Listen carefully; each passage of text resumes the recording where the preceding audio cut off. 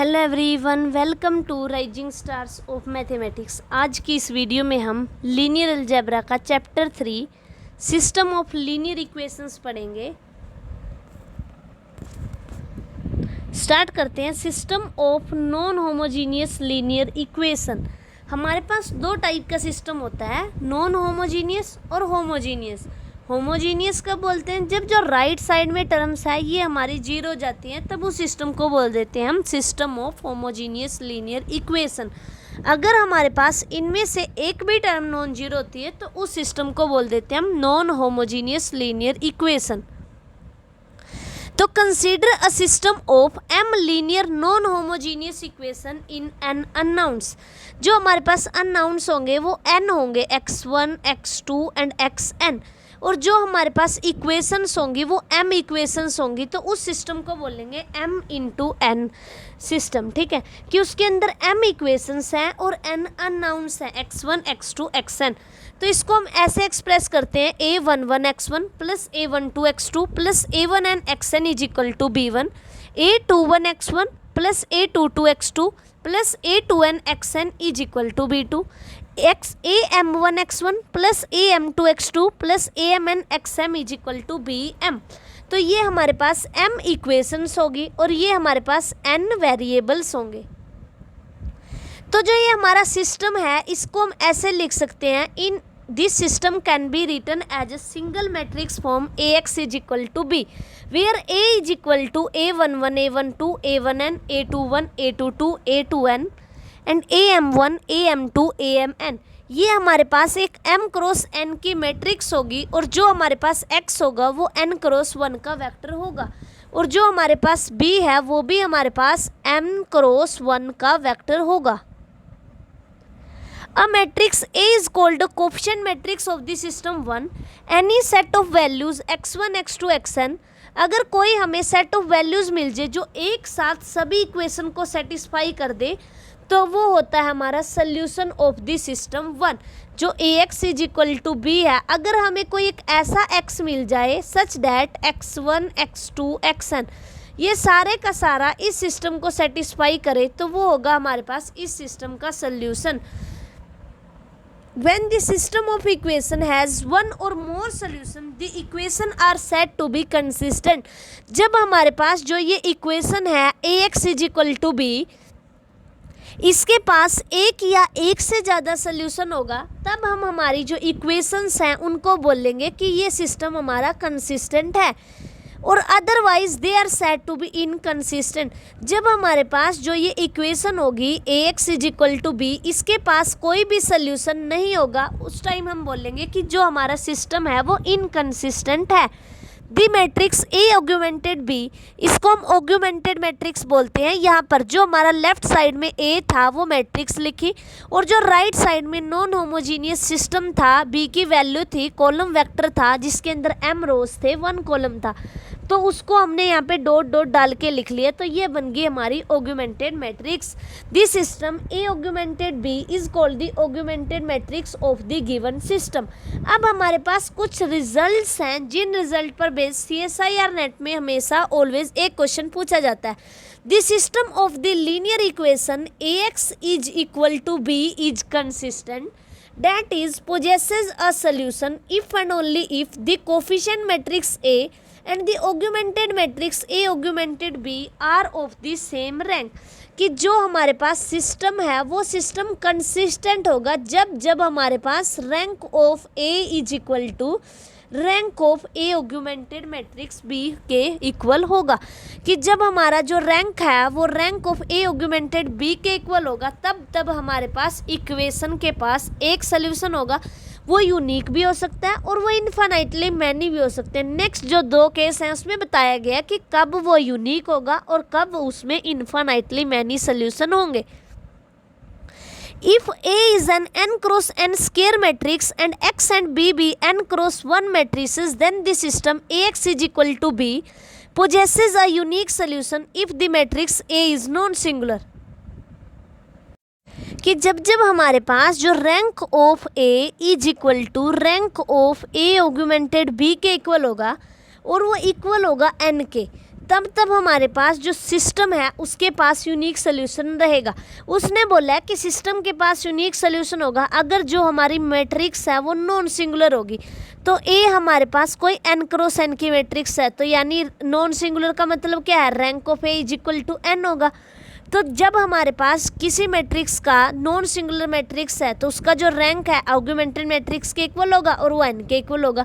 जब हमारे पास rank of A is equal to rank of A augmented B is equal to n, n है यहाँ पर number of columns, number of columns के equal हो जाता है, तब हमारे पास सिस्टम के पास यूनिक सोल्यूशन होता है।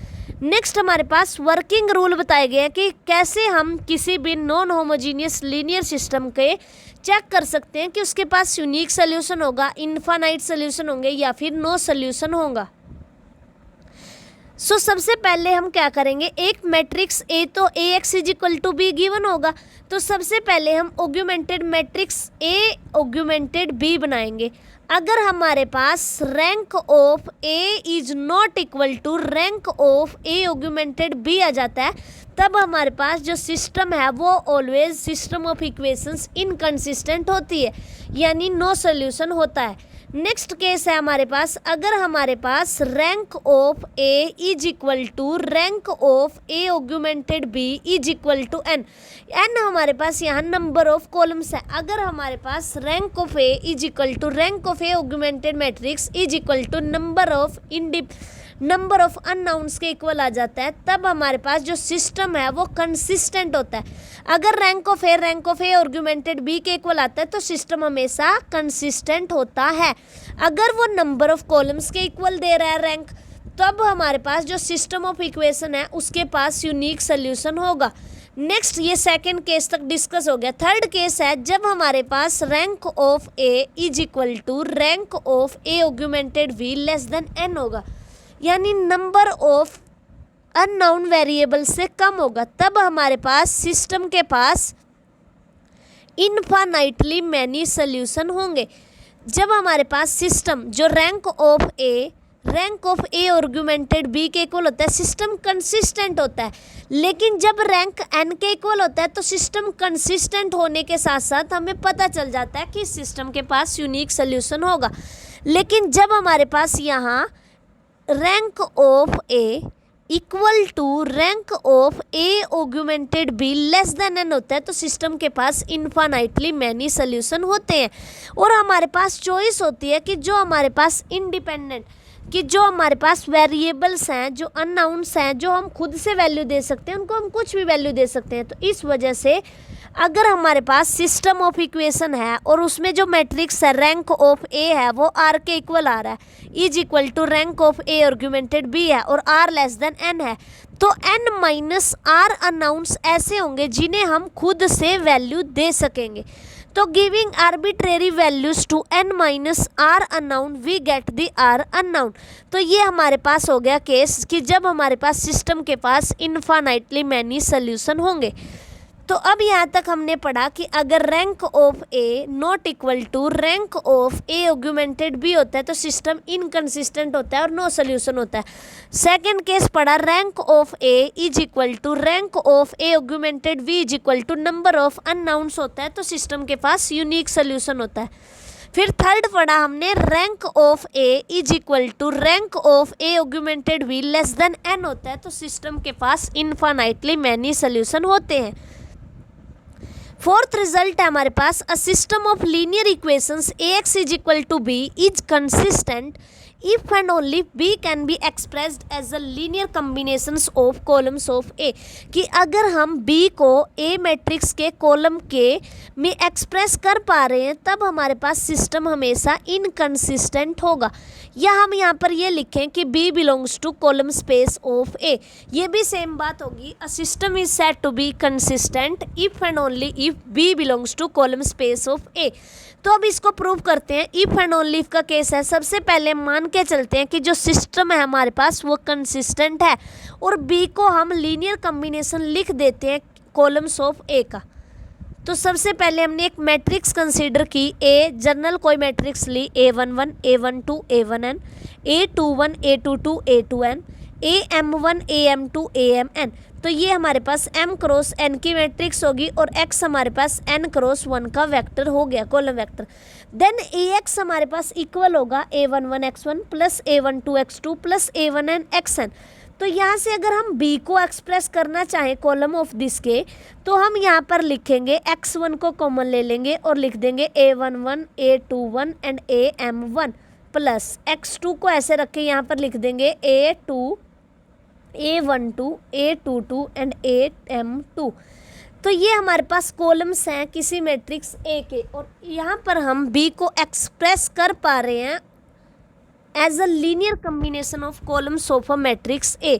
तो इस वजह से जो हमारा सिस्टम है वो कंसिस्टेंट है।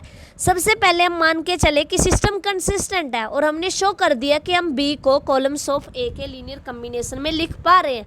अब हम सेकंड केस लेंगे, हम conversely if and only if का केस है। अब हम मान के चलेंगे कि हम B को मैट्रिक्स A के कॉलम्स में एक्सप्रेस कर पा रहे हैं और हम ये दिखा देंगे कि जो हमारे पास सिस्टम है वो हमेशा हमारा कंसिस्टेंट होगा।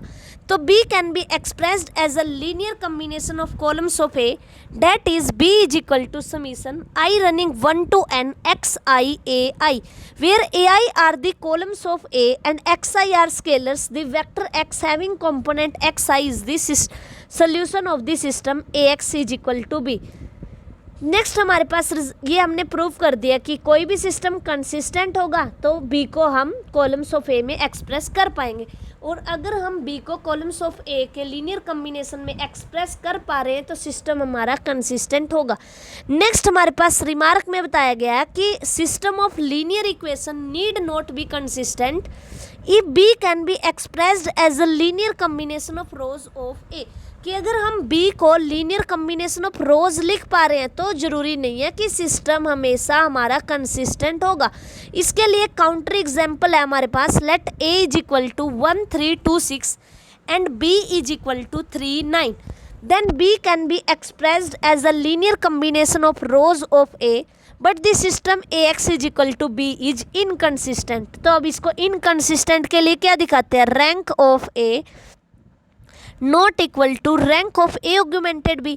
तो सबसे पहले यहाँ पर ऑग्यूमेंटेड मैट्रिक्स कंस्ट्रक्ट करते हैं 1 3 3 3 एंड 2 6 एंड 9। तो यहाँ पर हम ऑपरेशन अप्लाई करते हैं R2 imply R2 minus 2 R1, तो ये एंट्री 0 बन जाएगी, ये एंट्री 0 बन जाएगी, 9 माइनस 6 ये एंट्री 3 रहेगी। तो यहाँ से हमने देखा कि जो हमारे पास मैट्रिक्स आई है रैंक ऑफ A तो हमारे पास 1 है, लेकिन rank of A augmented matrix B is equal to 2 है। तो हमारे पास rank of A augmented B is not equal to rank of A आ गया। तो जो हमारा सिस्टम है वो इनकन्सिस्टेंट है। लेकिन अगर हम यहाँ से देखें जो हमारा B है, B को हम लीनियर कम्बिनेशन ऑफ रोज में लिख पा रहे हैं। यहाँ पर अगर हम यहाँ पर B को यहाँ पर लिख दें, रोज का लीनियर कम्बिनेशन लिखना है, तो हम यहाँ पर इजली यहाँ पर A1 1 प्लस B3 ऐसे हम इसको रोज का लीनियर कम्बिनेशन लिख पा रहे हैं। नेक्स्ट जो हमारे पास रिजल्ट है वो है let A B N M cross N matrix the system of equation Ax is equal to B is consistent for all B belongs to Rm if and only if each row of a coefficient matrix of A has a pivot position। कि जो system है वो हमेशा consistent रहेगा, चाहे हम B कुछ भी ले लें। वो कब पॉसिबल हो सकता है, जब हमारा rank of A is equal to rank of A augmented B रहे। तो वो कब पॉसिबल है, जब हमारी जो A मैट्रिक्स है उसके हर एक रो में पिवोट प्रेजेंट होगा। क्योंकि अगर मैट्रिक्स A के हर एक रो में पिवोट प्रेजेंट है तो जो मैट्रिक्स है वो फुल रैंक मैट्रिक्स होगी, और उसके पास फिर हमारे पास जो रैंक ऑफ A है वो हमेशा इक्वल रहेगा rank of A augmented B के, क्योंकि A मैट्रिक्स के हर एक रो में पिवोट है हमारे पास। तो B को हम कुछ भी रख लें तो B से कोई इफेक्ट नहीं पड़ेगा। नेक्स्ट रिजल्ट हमारे पास है let A B N M cross N matrix and B B N M cross 1 vector if Ax is equal to B and X belongs to Rn has a unique solution then m greater than equal to n, कि अगर हमें कोई बोल रहा है कि जो system है उसके पास यूनिक सोल्यूशन है, तो इसका मतलब क्या हुआ कि rank of A is equal to rank of A augmented B is equal to n होगा। और हमें पता है कि जो रैंक ऑफ ए होता है वो ऑलवेज लेस देन और इक्वल टू होता है minimum of m comma n के। अगर रैंक n हो रहा है तो इसका मतलब क्या है, n less than equal to m होगा।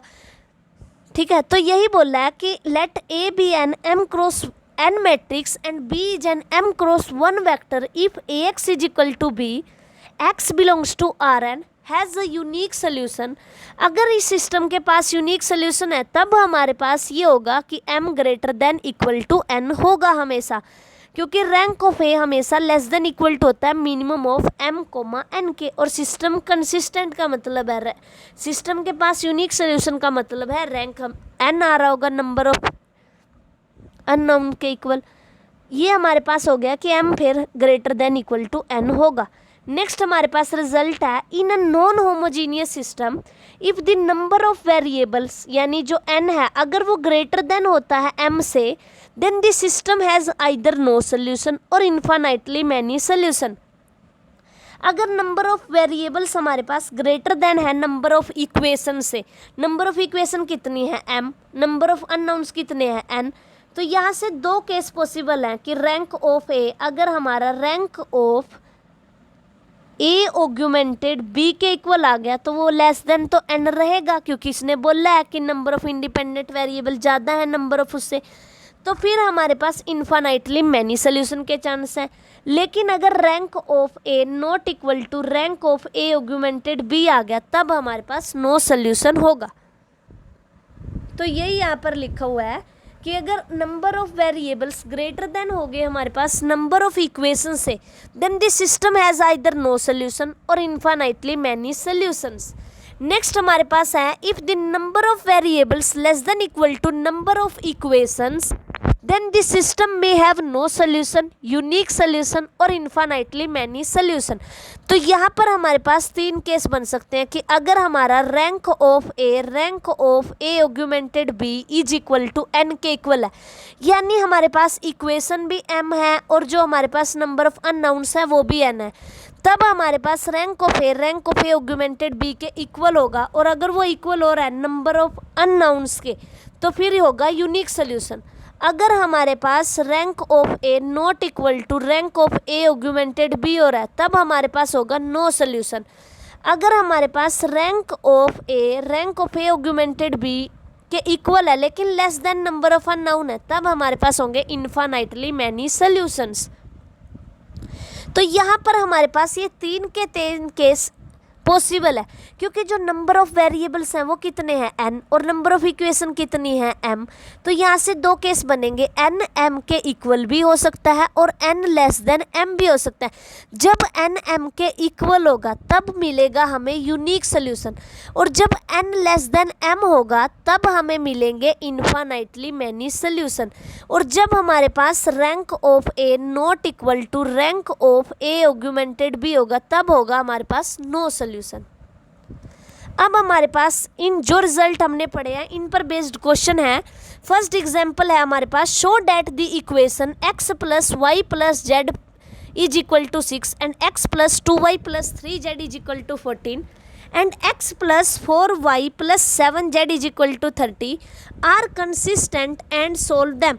हमें बोला गया कि जो आपके पास सिस्टम है ये कंसिस्टेंट है, तो इसका मतलब क्या हुआ कि जो रैंक ऑफ ए होगा हमारे पास, जो रैंक ऑफ ए मैट्रिक्स का होगा वो rank of A augmented B के इक्वल होगा।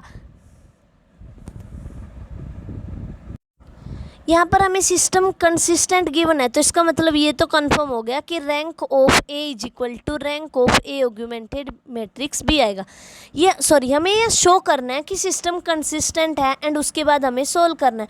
तो शो करने के लिए क्या करेंगे, rank of A is equal to rank of A augmented B हम शो कर देंगे। So A X is equal to B, तो सबसे पहले हमने आर्ग्यूमेंटेड मैट्रिक्स कंसीडर की। सो ये हमारे पास है 1 1 1 एंड 6 1 2 3 एंड 14 एंड 1 4 7 एंड 13। तो यहाँ से हमने रो ऑपरेशन लगाया, R2 is equal to R2 minus R1 and R3 is equivalent to R3 minus R1। तो अब हमारे पास ये matrix A augmented B is equivalent to 1 1 1 and 0 1 2 and 0 3 6 आया।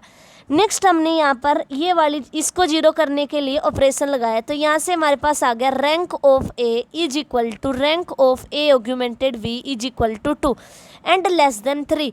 तो जो हमारा सिस्टम है उसके पास इनफाइनाइटली मैनी सोल्यूशन होंगे, क्योंकि हमारे पास rank of A augmented B less than equal to 3 आ रहा है। 3 क्या है यहाँ पर? Number of columns.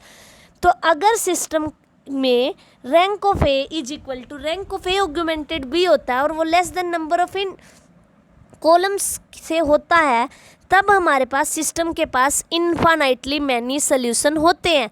तो यहाँ पर हमारे पास एक चॉइस रहेगी जिसकी वैल्यू हम खुद से दे सकते हैं। तो यहाँ से हमारे पास सिस्टम बन गया 1 1 1 0 1 2 एंड 0 0। ये हमारे पास रो एक्लन चेंज करने के बाद आया x y z एंड 6 8 0। तो x plus y plus z is equal to 6 and y plus 2z is equal to 8। तो जब हमने इसको सोल्व किया तो हमारे पास आया y is equal to 8 minus 2z। तो z को हम k ले लेते हैं, k is an arbitrary constant. तो यहाँ से y is equal to 8 minus 2k and x is equal to 6 minus y minus z. तो यहाँ पर हम वैल्यूज़ पुट कर देंगे तो हमारे पास आएगा x is equal to k minus 2, y is equal to 8 minus 2k and z is equal to k is the general solution of the given system where k is an arbitrary constant. तो जो हमारे पास सिस्टम है ये हमारे पास उसका एक सोल्यूशन आ गया। अब k की वैल्यू 1 ले लो, 2 ले लो, 3 ले लो, -1 ले लो, -2 ले लो, -3 ले लो, 0 ले लो। तो यहाँ पर हम k खुद से जो मर्जी ले सकते हैं। तो जो हमारा सिस्टम है वो कंसिस्टेंट है और उसके पास इनफाइनाइटली मैनी सॉल्यूशंस हैं। नेक्स्ट हमारे पास सेकंड क्वेश्चन है। इस टाइप के क्वेश्चन CSI या नेट में पूछे जाते हैं। Investigate for what value of lambda and mu the equations x plus y plus z is equal to 6 and x plus 2y plus 3z is equal to 10 and x plus 2y plus lambda is equal to mu has no solution, unique solution and infinite number of solution। हमें lambda और mu की values find करनी है जिनके लिए unique solution हो, जिनके लिए यूनिक सोल्यूशन हो, जिनके लिए नो सोल्यूशन हो और जिनके लिए इनफाइनाइटली मैनी सोल्यूशंस हो। तो सबसे पहले जो हमें सिस्टम गिवन है उसको हम इस फॉर्म में लिखेंगे AX is equal to B and next हमारा जो सेकंड स्टेप होता है हम A ऑग्यूमेंटेड B मैट्रिक्स बनाते हैं एंड देन उसको रो एक्लन फॉर्म में चेंज करते हैं एंड देन हम चेक करते हैं rank of A is equal to rank of A augmented B के इक्वल आ रहा है। अगर वो नॉट इक्वल टू आता है तो सिस्टम इनकंसिस्टेंट है और सिस्टम के पास नो सोल्यूशन होगा। लेकिन अगर वो इक्वल आता है और वो नंबर ऑफ कॉलम्स के इक्वल आ जाता है तब सिस्टम के पास यूनिक सोल्यूशन होगा। अगर वो less than number of columns आ जाता है सिस्टम के पास इनफाइनाइटली मैनी सोल्यूशंस होंगे। तो यहाँ से हमने सबसे पहले AX is equal to B लिखा। सो ये आया हमारे पास 1 1 1 1 2 3 and 1 2 lambda x y z is equal to 6 10 mu.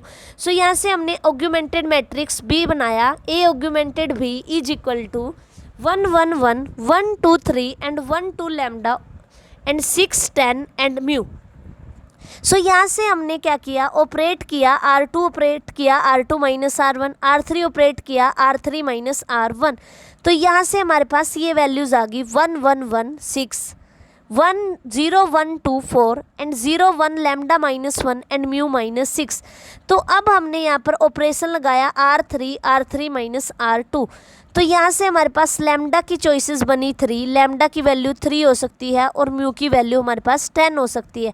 तो अब हम देखते हैं कि कब कब हमारे पास सिस्टम के पास यूनिक सोल्यूशन होगा और कब सिस्टम के पास इनफाइनाइटली मैनी सोल्यूशन होंगे और कब सिस्टम के पास नो सोल्यूशन होगा।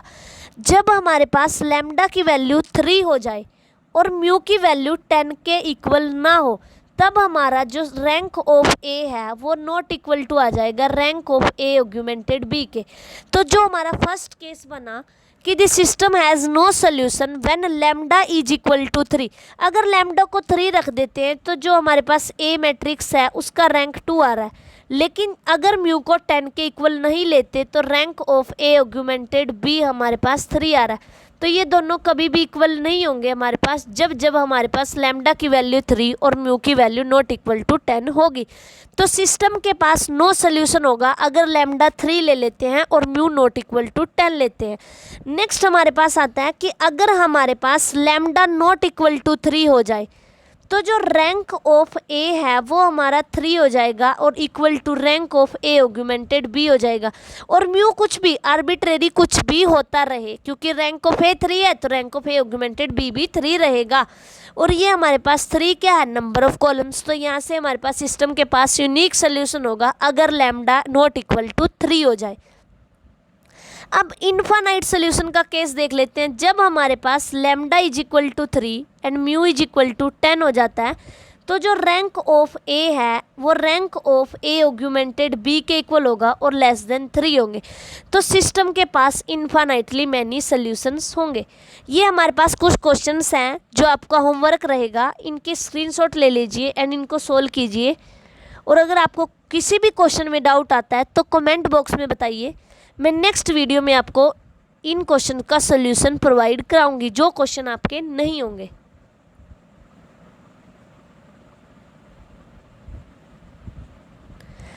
नेक्स्ट हमारे पास है system of homogeneous linear equation. अभी तक हमने नॉन होमोजीनियस लीनियर इक्वेशंस पढ़ी थी, जिसमें कि जो हमारा ये बी कॉलम वेक्टर था ये नॉन जीरो था। तब हमारे पास सिस्टम का बिहेवियर चेक किया हमने कि कब कब सिस्टम के पास यूनिक सोल्यूशन होगा, नो सोल्यूशन होगा एंड इनफाइनाइटली मैनी सोल्यूशंस होंगे। लेकिन जो हमारे पास होमोजीनियस सिस्टम होता है इसके पास कभी भी नो सोल्यूशन नहीं होता, क्योंकि इसका हमेशा trivial solution unique solution exist करता है जो कि हमारा 0 0 होता है। तो सबसे पहले हम जानते हैं कि जो हमारा सिस्टम है होमोजीनियस वो क्या होता है। Consider a system of m homogeneous linear equation in n unknowns a11 x1 plus a12 x2 plus a1n xn is equal to 0 and a21 x1 plus a22 x2 plus a2n xn is equal to 0। जो right side में column vector b था वो हमने 0 के equal ले लिया, तो ये बन गया हमारा सिस्टम ऑफ होमोजीनियस इक्वेशंस। तो इस सिस्टम ऑफ होमोजीनियस इक्वेशन को हम लिख सकते हैं ax इज इक्वल टू 0। सो जो हमारे पास ए मैट्रिक्स होगी वो इक्वल होगी a11 a12 a13 a1n a21 a22 a2n am1 am2 amn and जो x वेक्टर है हमारे पास वो हमारा हो जाएगा x1 x2 xn। ये हमारे पास n क्रॉस 1 का वेक्टर होगा और राइट साइड में हमारा एक 0 कॉलम वेक्टर होगा जिसकी सभी एंट्रीज जीरोस होंगी। The matrix A is called the coefficient matrix of the system of equations 1। अब यहाँ पर बताया गया है कि जो हमारा ट्रिवियल सोल्यूशन है यानी 0 0 वो तो हमेशा हमारे सिस्टम का सोल्यूशन बनेगा ही बनेगा। तो जो हमारा सिस्टम है जो होमोजीनियस सिस्टम ऑफ इक्वेशंस होता है उसके पास एक सोल्यूशन तो एग्जिस्ट करता है, यानी इसमें हमारे पास नो सोल्यूशन का केस नहीं होता। तो जो हमारा सिस्टम है उसमें हमेशा हमारे पास सोल्यूशन तो एग्जिस्ट करेगा, ये सिस्टम हमारे पास कंसिस्टेंट तो होगा। अब आता है कि यूनिक सोल्यूशन होगा या फिर इनफाइनाइटली मैनी सोल्यूशन होंगे। तो यहाँ पर रिजल्ट्स हैं कुछ, उनसे जान लेते हैं।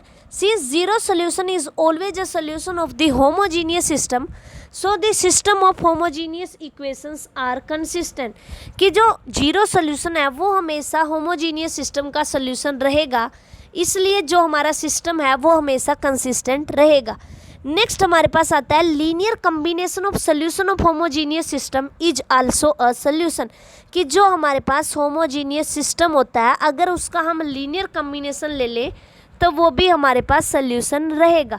कि x1 और x2 अगर दो सोल्यूशंस हैं किसी इक्वेशन के तो उनका कोई भी लीनियर कम्बिनेशन उठाओ वो भी होमोजीनियस के केस में सोल्यूशन रहेंगे। लेकिन अगर हम नॉन होमोजीनियस की बात करें तो need not be linear combination of solution of non homogeneous system need not be a solution. तो अब हमारे पास एक केस आता है कि नॉन होमोजीनियस सिस्टम का जो लीनियर कम्बिनेशन है वो कब सोल्यूशन बन सकता है। Let ax is equal to b be a non homogeneous system and x1 and x2 are solution of this system if k1 and k2 are two scalars such that कि अगर हमारे पास जो कांस्टेंट हैं उनका जो कम्बिनेशन है k1 plus k2 है, अगर वो 1 के इक्वल है, then k1x1 plus k2x2 is also a solution of the system Ax is equal to b. In other words, convex combination of solution of non-homogeneous system is also a solution.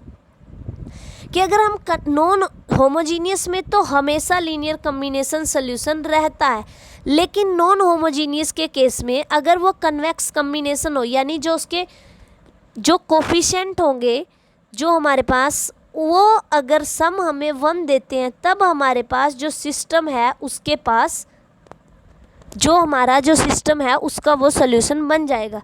Next result हमारे पास है a homogeneous system of n linear equation in an unknown whose determinant of coefficient does not vanish has only a trivial solution.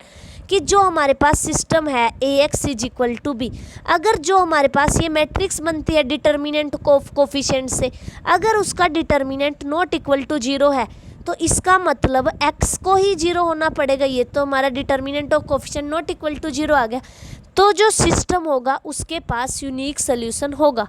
Next हमारे पास आता है 6, a system of m homogeneous equations in n unknown has a solution other than trivial solution if and only if rank of a coefficient matrix a is less than n. कि जो system है Ax is equal to 0, अगर हमारे पास rank of a, अगर matrix a full rank matrix है, तो system के पास यूनिक सोल्यूशन होगा जो कि ट्रिवियल सोल्यूशन होगा. अगर rank of A less than n है, तब सिस्टम के पास इन्फाइनाइटली मैनी सोल्यूशंस होंगे. नेक्स्ट आता है हमारे पास the number of linearly independent solution of m homogeneous linear equation in n variable Ax is equal to 0 is n minus r. कि जो नंबर ऑफ Li सोल्यूशंस होंगे वो हमारे पास इक्वल होंगे n माइनस आर के. नेक्स्ट हमारे पास कुछ वर्किंग रूल्स हैं, जैसे कि हमने non homogeneous system of linear equations में पढ़ा था, वैसे ही हमारे पास होमोजीनियस लीनियर इक्वेशंस के केस में भी होता है working rule for finding the solution of this homogeneous equation Ax is equal to 0. तो सबसे पहले हम एक यहाँ पर मैट्रिक्स A को लिखेंगे. अगर हमारे पास जो मैट्रिक्स A है उसका रैंक n के इक्वल आता है, तो सिस्टम के पास हमेशा ट्रिवियल सोल्यूशन होगा और वो सोल्यूशन 0 होगा. अगर रैंक लेस देन n आता है, तो सिस्टम के पास इन्फाइनाइटली मैनी सोल्यूशंस होंगे और उसमें से n minus r solution linearly independent होंगे और बाकी जो बचे हैं वो लीनियरली डिपेंडेंट होंगे. नेक्स्ट जो रिजल्ट है उसका हम बहुत ज़्यादा यूज़ करते हैं कि dimension of the solution space of the homogeneous system Ax is equal to 0 is n minus r, where n is the number of unknowns and the r is the rank of the matrix A. कि जो dimension होती है हमारे पास solution space of homogeneous system Ax is equal to 0 की, वो हमारे पास n माइनस आर के इक्वल होती है, where n is the number of unknowns and r is the rank of the matrix A. Next हमारे पास रिमार्क है the set of all solution of non homogeneous system does not form a vector space and therefore there is no question of its basis and dimension. कि जो हमारे पास homogeneous system है वो तो हमारे पास वेक्टर स्पेस बना रहा है, तो उसकी तो हम डायमेंशन भी फाइंड कर सकते हैं. डायमेंशन होती है n माइनस आर. लेकिन जो नॉन होमोजीनियस सिस्टम होता है वो हमारा वेक्टर स्पेस नहीं बनाता, तो इस वजह से हमारे पास कोई भी केस नहीं होता, हम बात ही नहीं करते किसकी बेसिस एंड डायमेंशन की. नेक्स्ट जो रिजल्ट है हमारे पास वो है the set of all solutions of the non homogeneous system Ax is equal to B spans a vector space of dimension n minus rank of A plus 1. So let A be an m cross n matrix with rank R, then the dimension of smallest subspace of Rn containing all solution of non-homogeneous system Ax is equal to B is n minus R plus 1. Next हमारे पास कुछ results हैं for the homogeneous system Ax is equal to 0 the following statements are equivalent. कि अगर हमें इन तीनों में से एक स्टेटमेंट भी गिवन है ना, तो हम दो खुद से मान सकते हैं कि अगर सिस्टम के पास यूनिक सोल्यूशन होगा होमोजीनियस के केस में, तो वो सोल्यूशन ओनली ट्रिवियल सोल्यूशन होगा. और चाहे वो ये लाइन लिखे the system has no non trivial solution, तो ये तीनों हमारे इक्वलेंट स्टेटमेंट्स हैं. कि अगर हम बोल रहे हैं कि जो हमारा होमोजीनियस सिस्टम है उसके पास यूनिक सोल्यूशन है, तो इट मीन्स उसके पास सिर्फ ट्रिवियल सोल्यूशन है, इट मीन्स उसके पास कोई भी नॉन ट्रिवियल सोल्यूशन नहीं है. नेक्स्ट हमारे पास है कि होमोजीनियस सिस्टम के केस में हमारे पास 3 कंडीशन और होती हैं कि for the homogeneous system Ax is equal to 0 the following statements are equivalent, कि the system has infinitely many solution, कि जो सिस्टम है उसके पास इन्फानाइटली मैनी सोल्यूशंस होंगे, and the system has non trivial solution and the system has at least 2 solution, कि ये तीनों की तीनों स्टेटमेंट इक्वलेंट है। अगर हमें कोई बोल रहा है कि सिस्टम के पास एक से ज़्यादा सोल्यूशन है तो हम वहाँ से ये चीज़ इंटरप्रेट कर सकते हैं कि सिस्टम के पास इन्फानाइटली सोल्यूशन होंगे और सिस्टम के पास नॉन ट्रिवियल सोल्यूशन एग्जिस्ट करेगा। नेक्स्ट हमारे पास आता है कि डिटर्मिनेंट से कैसे चेक करें। अगर हमारे पास कोई भी मैट्रिक्स स्क्वायर मैट्रिक्स है तब हम इजीली डिटर्मिनेंट से चेक कर सकते हैं होमोजीनियस के केस में। अगर मैट्रिक्स फुल रैंक मैट्रिक्स है तो सिस्टम के पास सिर्फ ट्रिवियल सोल्यूशन होगा, यूनिक सोल्यूशन होगा, नो नॉन ट्रिवियल सोल्यूशन होगा। अगर determinant coefficient of determinant matrix 0 है, सिस्टम के पास इन्फिनिटली मैनी सोल्यूशन होंगे यानी नॉन ट्रिवियल सोल्यूशन होंगे, यानी मोर देन 1 सोल्यूशन एग्जिस्ट करेंगे। तो ये वही बोल रहा है कि for the homogeneous system Ax is equal to 0, अगर A स्क्वायर मैट्रिक्स है, स्क्वायर मैट्रिक्स का डिटर्मिनेंट हम फाइंड कर सकते हैं। अगर डिटर्मिनेंट नॉट इक्वल टू 0 है तो सिस्टम के पास यूनिक सोल्यूशन होगा यानी कि ओनली ट्रिवियल सोल्यूशन एग्जिस्ट करेगा। अगर determinant of A is equal to 0 है, सिस्टम के पास इन्फिनिटली मैनी सोल्यूशन होंगे यानी कि नॉन ट्रिवियल सोल्यूशन एग्जिस्ट करेगा, यानी कि मोर देन 1 सोल्यूशन एग्जिस्ट करेंगे। Determinant approach does not work for the non homogeneous system, अगर हमारे पास system homogeneous non square matrix है, अगर ए मैट्रिक्स है, अगर वो मैट्रिक्स हमारे पास 3x4 की है, तब हम उस केस में डिटर्मिनेंट वाली अप्रोच यूज़ नहीं कर सकते। तो उसके लिए हमारे पास ये मेथड रहेगा कि फॉर अ होमोजीनियस सिस्टम अगर number of variables greater then हुए नंबर ऑफ इक्वेशन के, तो सिस्टम के पास इन्फिनिटली मैनी सोल्यूशन होगा, यानी जो नंबर ऑफ कॉलम्स हैं वो ग्रेटर देन होंगे m से। और रैंक ऑफ ए क्या होता है, minimum of m comma n होता है। तो जो रैंक है वो या तो m आएगा या फिर n आएगा, लेकिन n से तो छोटा है m, तो m आएगा। तो यहाँ से हमारे पास सिस्टम के पास इन्फिनिटली मैनी सोल्यूशन होंगे। नेक्स्ट जो सेकंड रिजल्ट है, अगर नंबर ऑफ वेरिएबल्स यानी n हमारे पास less than equal to m हो गया, अगर n m के इक्वल हो गया तो जो रैंक है हमारे पास वो n के इक्वल आ जाएगा, सिस्टम के पास सिर्फ यूनिक सोल्यूशन होगा। अगर n लेस देन m आ गया हमारे पास, जो सिस्टम है उसकी जो रैंक है वो नंबर ऑफ अननाउन से छोटी हो जाएगी, तो उस केस में हम बोलेंगे सिस्टम के पास इन्फिनिटली मैनी सोल्यूशंस हैं। तो यहाँ पर यही दिखाया गया कि number of variable greater than equations कितनी है, यहाँ पर 2, वेरिएबल्स कितने हैं 3, तो सिस्टम के पास नो सोल्यूशन तो पॉसिबल नहीं है, लेकिन सिस्टम के पास फिर इन्फिनिटली मैनी सोल्यूशन होंगे। अगर वेरिएबल नंबर ऑफ इक्वेशंस के इक्वल हैं तो इक्वेशन भी 2 हैं और वेरिएबल्स भी 2 हैं, सिस्टम के पास फिर भी इन्फिनिटली सोल्यूशंस होंगे। अगर वेरिएबल्स लेस देन है इक्वेशन से तो सिस्टम के पास फिर यूनिक सोल्यूशन होगा और इन्फिनिटली मैनी सोल्यूशन भी पॉसिबल है। नेक्स्ट हमारे पास क्वेश्चन है जो अभी तक पढ़ा उसी पर based, find the all the solution of the following system of equation.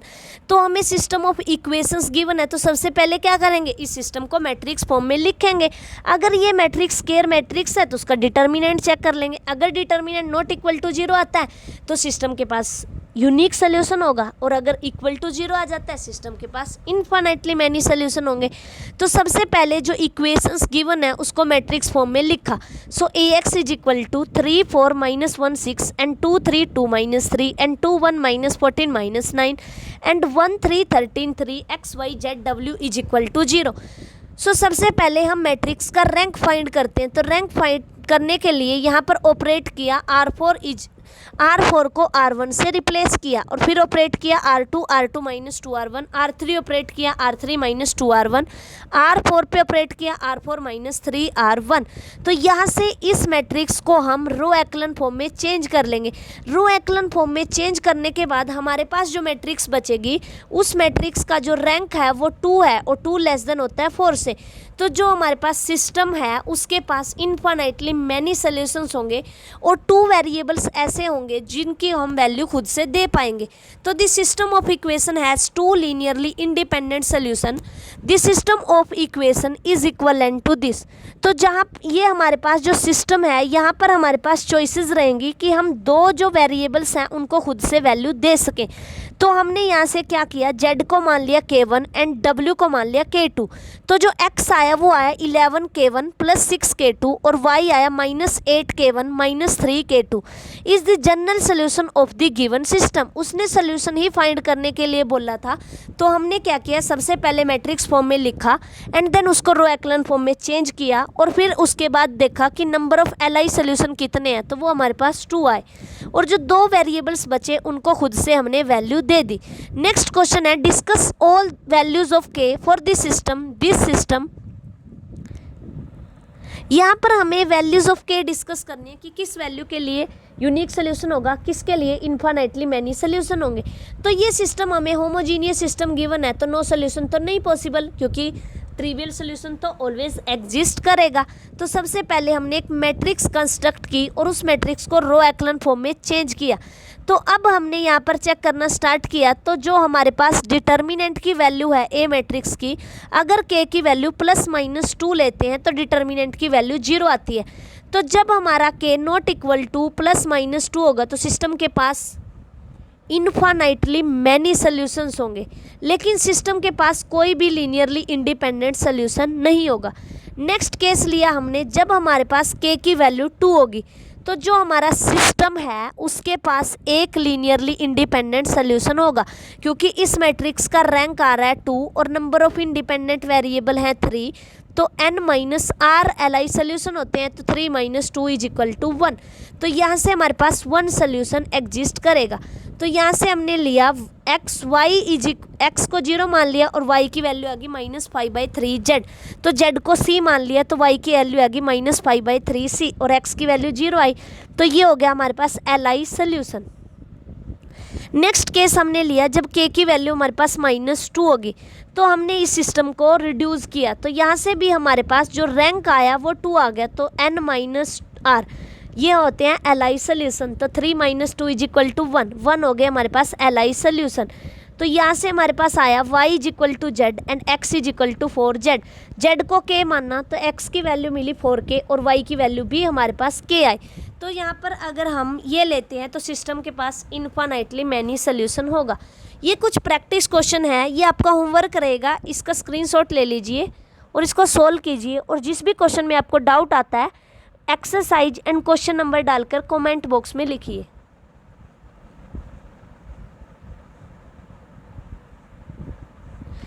Next हमारे पास आता है relation between homogeneous and non homogeneous system.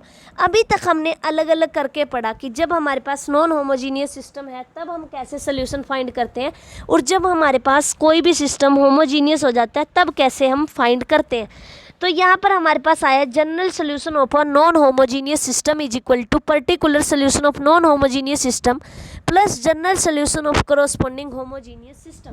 तो अगर हमें किसी नॉन होमोजीनियस सिस्टम का सोल्यूशन फाइंड करना है तो उसके लिए हम पर्टिकुलर सोल्यूशन निकाल लेंगे नॉन होमोजीनियस सिस्टम का, प्लस करेंगे उसमें general solution of the corresponding homogeneous system. Next हमारे पास आता है कि if Ax = 0 has infinitely many solution. अगर मतलब कि यहाँ पर इन्फिनिटली सोल्यूशन है तो इसका मतलब हुआ rank of A = rank of A augmented B n। तो जो हमारे पास सिस्टम होगा, ये तो हमारे पास होमोजीनियस सिस्टम था। होमोजीनियस सिस्टम के केस में क्या होता है, इन्फिनिट मैनी सोल्यूशन का मतलब है कि rank of A augmented B के इक्वल है लेकिन n है। लेकिन जब हम यहाँ पर होमोजीनियस की बात कर रहे हैं तो यहाँ पर तो रैंक ऑफ A n आने पर ही हम ये बोल देते हैं कि इन्फिनिट सोल्यूशन होंगे। लेकिन यहाँ पर अगर नॉन होमोजीनियस सिस्टम होता है तो रैंक ऑफ A चेक करना पड़ता है कि ऑगमेंटेड मैट्रिक्स B के इक्वल है या नहीं है, क्योंकि होमोजीनियस में तो ऑलवेज सोल्यूशन एग्जिस्ट करता है, चाहे वो यूनिक आए चाहे वो इन्फिनिट आए। लेकिन नॉन होमोजीनियस के केस में अगर इक्वल नहीं होता तो नो सोल्यूशन भी पॉसिबल है। तो सिस्टम के पास नो सोल्यूशन भी होगा, जो हमारा नॉन होमोजीनियस होगा उसके पास नो सोल्यूशन भी पॉसिबल है और उसके पास इन्फिनिटली मैनी सोल्यूशन भी पॉसिबल रहेगा।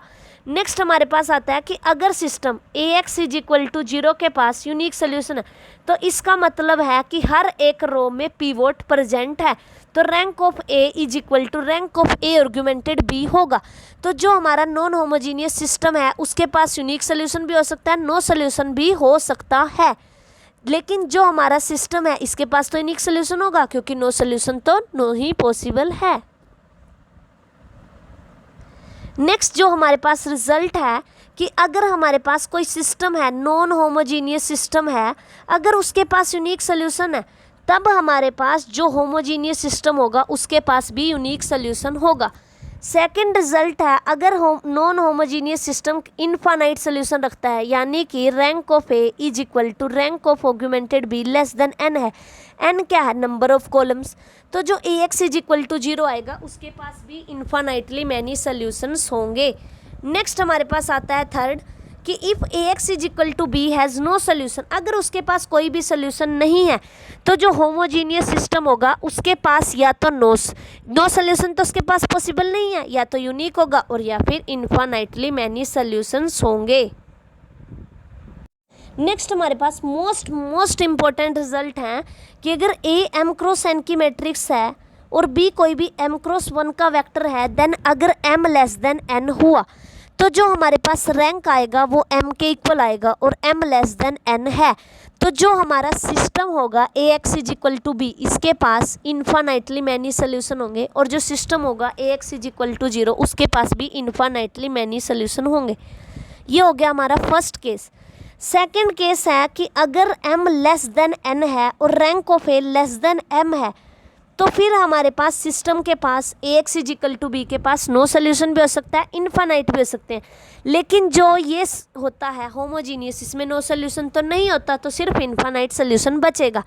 यहाँ पर हमें ये बोला है कि जो रैंक ऑफ ए है वो हमारे पास रैंक ऑफ बी के इक्वल भी नहीं हो सकता। ये पॉसिबिलिटी भी हम मान के चल सकते हैं, क्योंकि m हमारा लेस देन n है और रैंक ऑफ a m से b छोटा है, यानी हर एक रो में पिवोट प्रेजेंट नहीं है, पिवोट की गारंटी नहीं मिल रही, तो इट मीन्स हमारे पास नो सोल्यूशन भी पॉसिबल है। थर्ड केस है हमारे पास कि when m less than equal to n। अब यहाँ से दो केस बनते हैं, जब m n के इक्वल हो जाता है तो रैंक ऑफ a n के इक्वल हो जाता है, तो यानी rank of a is equal to rank of a augmented b is equal to n, यानी इस बात में सिस्टम के पास यूनिक सोल्यूशन होगा।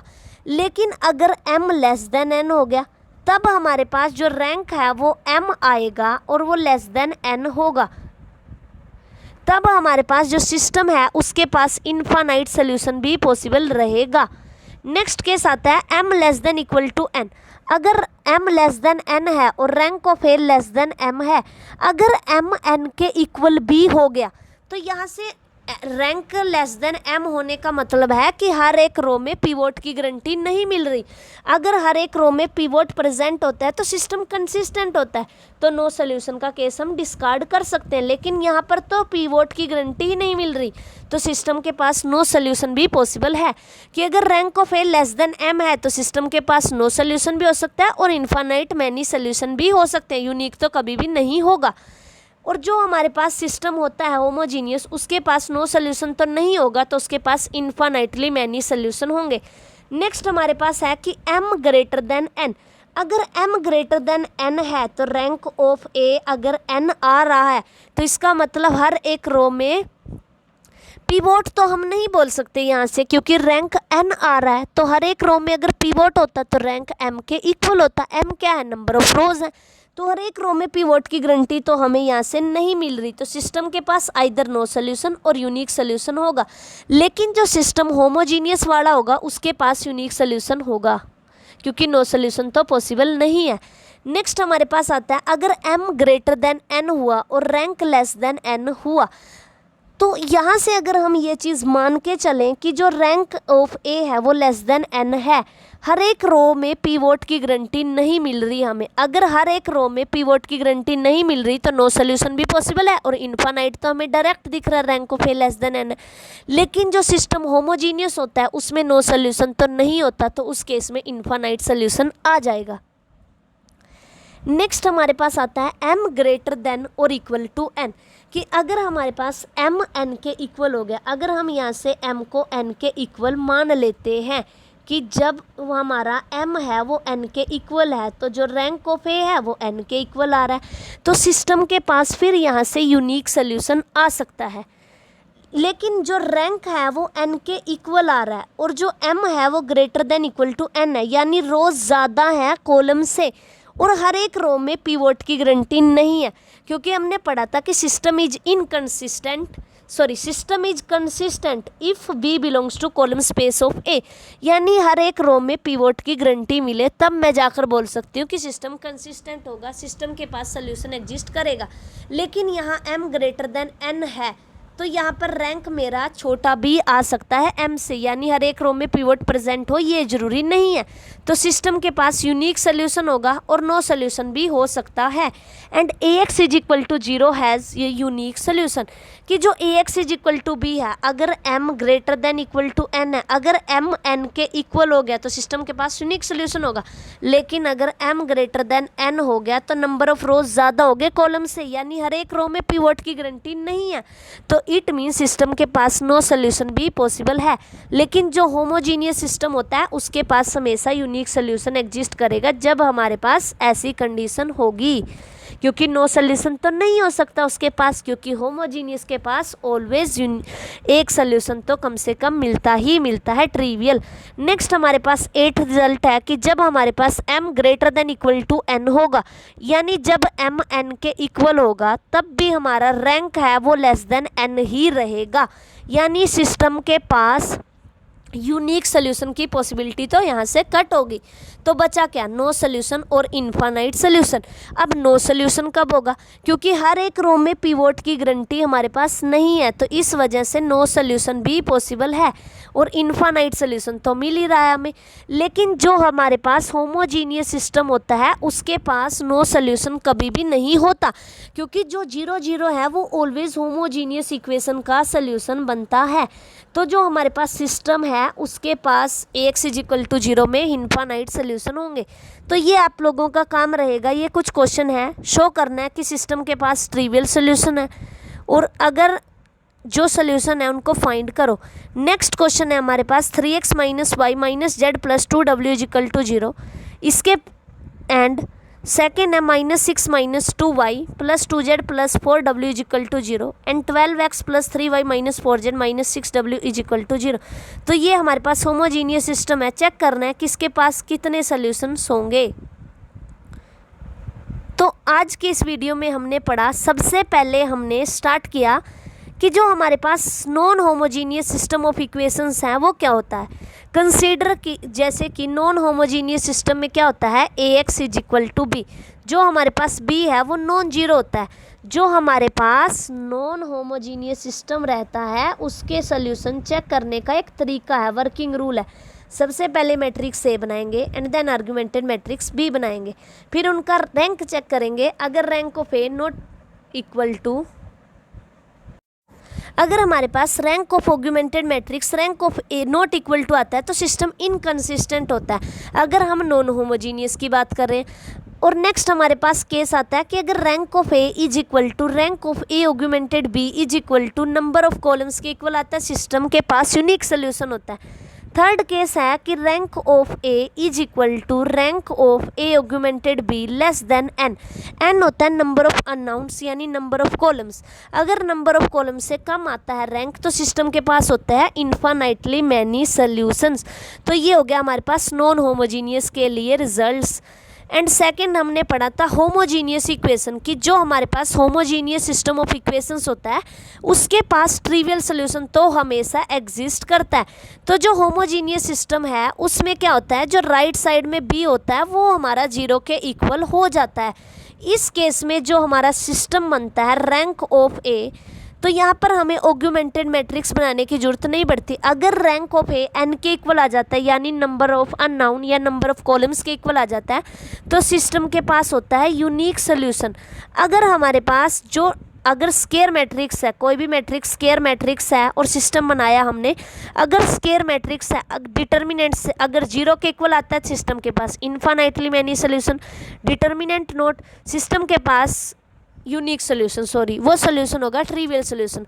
अगर rank of A determinant of A not equal to 0 आता है, यानी जो मैट्रिक्स है वो फुल रैंक मैट्रिक्स है, तो सिस्टम के पास कितने सोल्यूशन होंगे, इन्फानाइटली मैनी सोल्यूशन होंगे। लेकिन अगर हमारे पास जो सिस्टम है, जो मैट्रिक्स बन रही है वो स्केयर मैट्रिक्स नहीं है, तब हम डिटर्मिनेंट से चेक नहीं कर सकते। तब हम चेक करेंगे अगर रैंक ऑफ ए n से छोटा है तो सिस्टम के पास इन्फानाइट सोल्यूशन, अगर रैंक ऑफ ए n के इक्वल है तो सिस्टम के पास यूनिक सोल्यूशन होगा। उसके बाद हमने देखा कि जो हमारे पास होमोजीनियस सिस्टम है उसमें ये 3 स्टेटमेंट इक्वलेंट होती है, कि चाहे तो हम ये बोल लें कि सिस्टम के पास यूनिक सोल्यूशन है, चाहे हम ये बोल लें कि सिस्टम के पास सिर्फ ट्रिवियल सोल्यूशन है, चाहे हम ये बोल लें कि सिस्टम के पास कोई भी नॉन ट्रिवियल सोल्यूशन नहीं है, तीनों इक्वलेंट होती हैं। सेकंड हमने देखा कि ये भी 3 इक्वलेंट होती है कि सिस्टम के पास इन्फानाइट मैनी सोल्यूशन है, सिस्टम के पास नॉन ट्रिवियल सोल्यूशन है, या सिस्टम के पास मोर देन 1 सोल्यूशन है, या एटलीस्ट 2 सोल्यूशन है। तो ये हमने यहाँ से सीखा। उसके बाद हमने relation between homogeneous and non homogeneous system of linear equation देखा कि अगर हमें ये गिवन है कि जो हमारा होमोजीनियस सिस्टम है वो इन्फानाइट मैनी सोल्यूशन रख रहा है, तो जो नॉन होमोजीनियस है वहाँ 2 पॉसिबिलिटी बची, या तो नो सोल्यूशन होगा या फिर इन्फानाइट मैनी सोल्यूशन होंगे। अगर होमोजीनियस सिस्टम यूनिक सोल्यूशन रख रहा है तब हमारे पास जो नॉन होमोजीनियस होगा उसके पास यूनिक और नो दोनों रह सकते हैं। फिर उसके बाद हमने एक और रिलेशन देखा कि अगर नॉन होमोजीनियस का बिहेवियर पता है ना, तो होमोजीनियस का फाइंड कर सकते हैं कि नॉन होमोजीनियस के पास अगर यूनिक सोल्यूशन है तो होमोजीनियस के पास भी यूनिक रहेगा। अगर नॉन होमोजीनियस के पास इन्फानाइट हैं तो होमोजीनियस के पास भी इन्फानाइटली मैनी सोल्यूशन रहेंगे।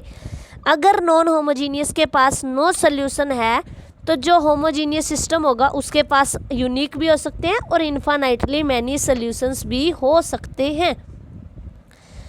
तो अभी तक हमारे जो लीनियर अलजेब्रा है उसके 3 चैप्टर कंप्लीट हो चुके हैं, और इसके साथ में ही मैंने बीच में कुछ वीडियोस अपलोड की थी जिसमें कि प्रीवियस ईयर क्वेश्चन डिस्कस किए हैं कुछ वीडियोस में, एंड कुछ वीडियोस में हमने प्रैक्टिस क्वेश्चन भी लगाए हैं। तो यहाँ से हमारा अब नेक्स्ट जो चैप्टर रहेगा 4th वो है वेक्टर स्पेस, वो पढ़ेंगे हम। तो ये जो सिस्टम ऑफ लीनियर इक्वेशन है इससे CSIR नेट में हमेशा एक क्वेश्चन या तो 3 मार्क्स में पूछ लिया जाता है या फिर 4.75 मार्क्स में पूछ लिया जाता है। तो आपको ये वाला टॉपिक बहुत अच्छे से करना है, एंड नेक्स्ट वीडियो में मैं ट्राई करूँगी कि इस चैप्टर से जितने भी क्वेश्चन आए हैं वो मैं आप लोगों तक पहुंचा सकूं। और आपको जो जैसे कि जितना भी अभी तक टॉपिक कराए हैं मैंने, किसी में भी डाउट आता है तो आप कमेंट बॉक्स में लिखिए, मैं नेक्स्ट वीडियो में आपकी उस प्रॉब्लम का सल्यूशन आपको प्रोवाइड कराऊंगी। Thank you for watching. अगर आपको मेरा ये चैनल पसंद आ रहा है तो चैनल को सब्सक्राइब कीजिए एंड बेल आइकन दबाना मत भूलिएगा, ताकि आपको मेरे चैनल पर आने वाली वीडियो की लेटेस्ट अपडेट मिलती रहे। और इस वीडियो को ज़्यादा से ज़्यादा अपने दोस्तों के साथ शेयर कीजिए, ताकि वो भी जो भी आपके फ्रेंड्स हैं वो अगर CSIR नेट की प्रिपरेशन कर रहे हैं तो उनको यहाँ से हेल्प मिल सके। Again thank you for watching.